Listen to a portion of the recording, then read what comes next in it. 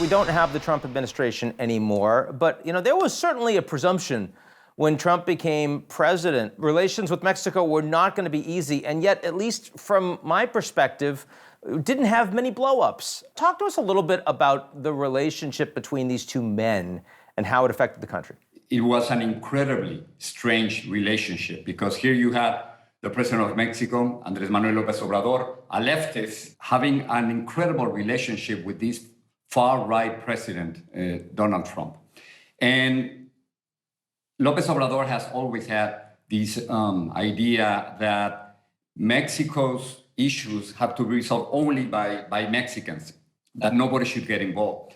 So right from the beginning, López Obrador just didn't want to fight with Donald Trump. And he was saying that openly, I don't want to have a fight with the United States and with Donald Trump. So what happened at the end, unfortunately, is that because this reluctance to fight with your northern neighbor became a very unequal relationship in which Mexico, basically, López Obrador did everything that Donald Trump wanted.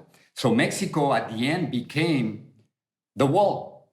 That wall that Donald Trump had promised, Mexico became that wall, preventing hundreds of thousands of Central Americans from crossing all the way from Central America to the United States. And not only that, the newly created National Guard in Mexico that was supposed to be created precisely to fight crime in Mexico became Donald Trump's immigration police. So yes, there was not a fight between López Obrador and Donald Trump. They had a pretty good relationship. It's interesting because in the United States, the perception is that this wall that Trump keeps talking about, and of course, he, even at the end of his administration, it was desperate. He had to go to the border and show the bits of the wall that were being built. But unlike those who came before me, I kept my promises. It was actually seen as a failure, one of the promises that he couldn't deliver. And what you're saying is actually, in a much more real, albeit not symbolic way, it was actually a success of Trump at Mexico's expense.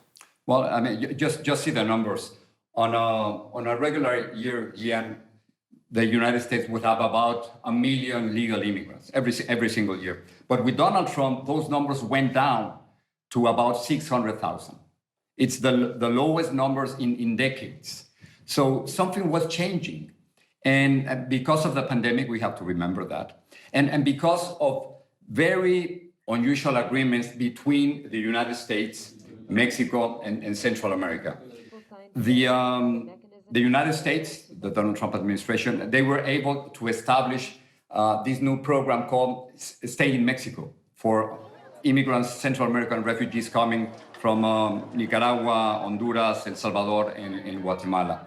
And also, the Trump administration, they were able to establish agreements with Central America so that people would stay in their countries instead of coming all the way to the United States. So yes, Mexico didn't pay for the wall. Donald Trump built just a few miles of wall, not 2,000 miles as he expected. But at the end, the end result is that less immigrants were able to come to the United States.